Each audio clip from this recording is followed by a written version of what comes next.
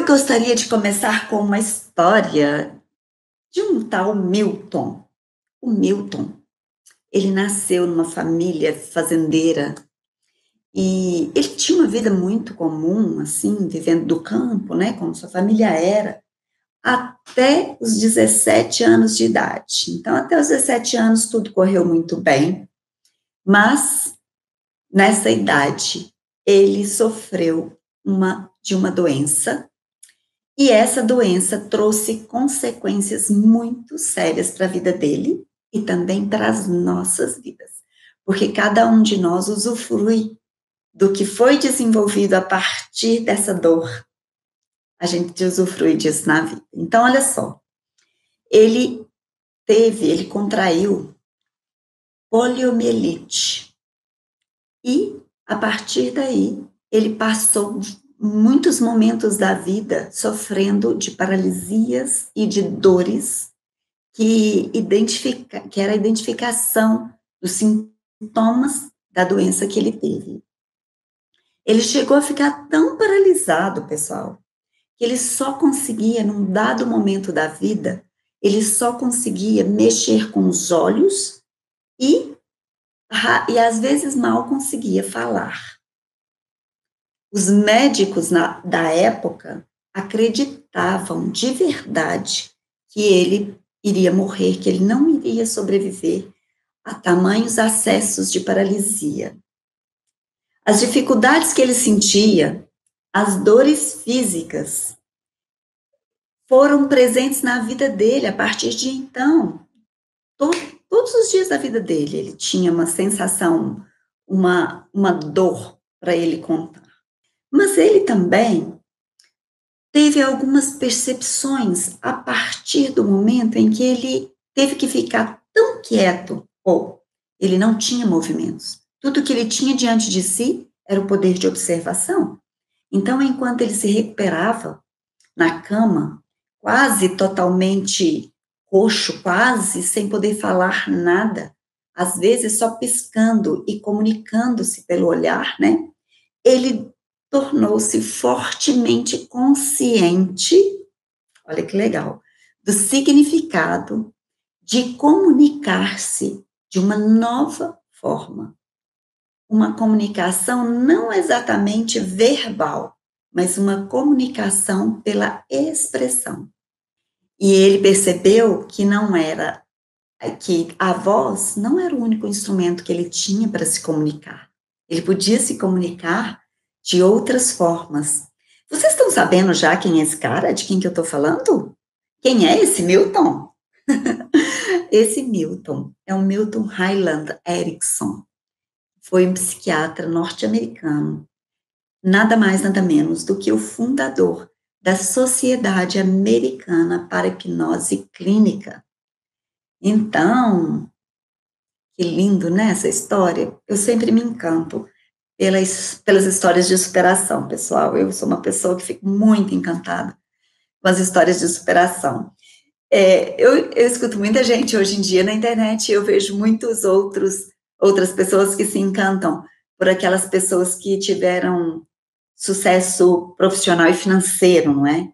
Pois é, mas o que me encanta mesmo na vida são as histórias de superação, aquelas pessoas que tinham pouco e fizeram muito com pouco que elas tinham. Então, eu fiquei pensando, né? O que a gente pode aprender de posicionamento com essa história do Milton Erickson? Como é que ele se posicionou na vida e o que isso pode me ensinar? Qual o aprendizado que eu posso obter disso? Então, aprendizado número 1 que eu tirei dessa história. Com o que eu tenho X, Y, Z. Com o que eu tenho, eu realmente estou pronto para seguir em frente? Eu, se fosse vocês, agora começavam a anotar, viu? Esses insights aqui são muito interessantes para a gente se ver na vida. Estamos falando de posicionamento na vida, não é? Com o que eu tenho, eu realmente sigo em frente? O que seria não seguir em frente aqui nesse caso? Eu sei que todo mundo fala, claro que eu sigo para frente, porque não tem jeito, todo dia amanhece um novo dia, Todo dia tem que acordar cedo, todo dia tem que dar duro. Claro que eu sigo em frente, mas eu estou falando de seguir em frente aproveitando o que você tem, entende? Eu sigo em frente sem reclamar, sem discordar grandemente da vida como ela é. Eu sigo em frente, realmente me dedicando ao meu posicionamento de forma cada vez mais clara, de cada vez eu me entrego mais para essa experiência de ser quem eu sou. Eu costumo dizer assim, pessoal, nós levamos anos da nossa vida, às vezes, fazendo terapia simplesmente para a gente concordar com quem a gente é. Qual o posicionamento que eu preciso ter? Eu preciso ser eu mesma. Deixar claro o que é valor para mim. Então, esse é o primeiro insight que eu tirei dessa história. Como é, com o que eu tenho, como é que eu sigo adiante. Segundo insight que eu tirei disso. Quanto maior o desafio, maior tem que ser a coragem. Eu olho para os meus desafios e eu trago coragem. O que é coragem, pessoal? Coração. Eu trago o coração. Eu trago uma ação concordante com o meu coração para eu seguir com o desafio. Eu tenho desafio do tamanho que é o meu potencial. Eu gosto muito daquela frase, né? Deus dá o frio conforme o cobertor. Por que eu gosto dessa frase? Porque, para mim, o desafio é do tamanho que eu consigo suportar e do tamanho que eu preciso para descortinar, desvendar o meu potencial. Terceiro ponto que eu tirei dessa história do Milton Erickson. Reclamar não melhora a minha dor. Pessoal, reclamar não melhora a minha vida. Nunca melhorou, nunca vai melhorar. E eu quero dizer para vocês que quanto mais eu repito, ai, tá doendo aqui, ai, tá difícil ali, ai, a vida tá assim, ai, a vida tá assada. Quanto mais eu digo essas coisas, mais eu reforço o meu problema. Reclamar já mudou a sua vida em algum momento? Já tornou a sua companhia mais agradável, por acaso? A gente precisa ter um pouco mais de atenção. Reclamar não leva a gente a muito longe. Não faz com que o nosso posicionamento seja positivo. Lembra, a gente começou agora a nossa live com um mantra que fala que se eu alguma coisa, eu vou ter aquilo sobre o que eu estou focando. Eu estou pronta para focar naquilo que me eleva, naquilo que faz de mim um ser humano cada vez melhor, mais conectada com aquilo que é significativo, aquilo que tem realmente expressão na minha vida. Quarto ponto que eu tirei dessa conversa, né, gente? Parece que eu conversei com o Milton Erickson, né? Desse estudo da vida do Milton Erickson. Quarto tópico. O foco na superação pode trazer mais benefício do que o foco na falta. O foco na superação pode me trazer muito mais benefícios do que o foco na falta. Aquele velho ditado, você olha para o copo meio cheio, você olha para o copo meio vazio. Qual que é a natureza da sua conduta? E o que é superação? Superação, gente, é para cada um muito específico. A superação para uma pessoa hoje pode ser acordar mais cedo para poder adiantar todas as coisas e ficar nessa live. A superação para outra pessoa pode ser simplesmente tomar um café da manhã mais saudável. A superação para outra pessoa pode ser vencer uma dor vencer uma doença, pode ser lidar com a dureza de perder um ente querido, de repente. Cada um pode ter um nível de superação ou uma questão de superação muito específica, muito pessoal. Então, a gente não trata aqui de medir se a superação é maior ou menor. A gente conta uma história para ser inspiracional, mas não é para você fazer igual. Cada um de nós vai colocar aquilo que é o nosso ponto de desafio na vida.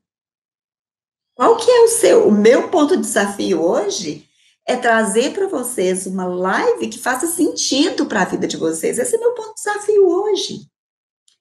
E eu passo horas escrevendo, eu passo horas estudando para eu conseguir chegar aqui diante de vocês e falar algo que possa fazer o mínimo sentido. E se no final dessa história toda vocês me dizem assim, nossa, doutora Elaine, ó, esse negócio foi bom, fez sentido para mim. Isso me nutre, isso me alimenta. E a gente vai ter essa nutrição à nossa volta à medida que a gente realmente for tendo feedbacks, né? Que as pessoas vão podendo falar, dar feedbacks para você, você tem abertura, você tem coragem, você tem um coração aberto para poder escutar o que pode ser melhorado. Eu ia ficar muito feliz, inclusive, se vocês colocassem aqui no final dessa live, né? O que é que vocês podem aprender ainda? O que é que eu posso melhorar ainda na minha live? Para que vocês possam ainda sofrer um pouco mais. Então, vamos para o quinto ponto que eu anotei, do aprendizado com essa história toda que eu contei para vocês.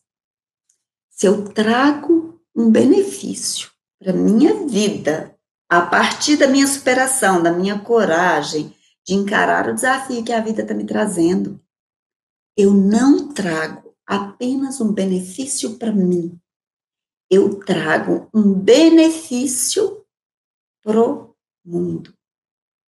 Às vezes, o meu mundo, que é aqui a minha família, às vezes, um mundo mais estendido, que é o meu trabalho, às vezes, um mundo maior ainda, que é para minha cidade, que é para minha comunidade, que é para o meu planeta, sei lá, pessoal. Milton Erickson, quando ele, ao invés de se entregar à dor e ao sofrimento físico que ele tinha que vencer, ele decidiu passar por ele, vivendo novas experiências. Ele resolveu conhecer como chama? Ele resolveu conhecer, então,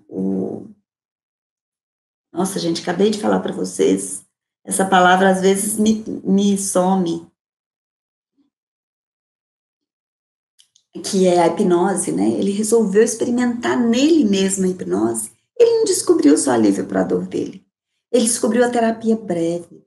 Ele descobriu como ir a favor de um campo, para que esse campo se abra e, consequentemente, a cura possa acontecer num campo de paz, num campo de entendimento. E tem muitos outros aprendizados que a gente teve com o Milton Erickson, né?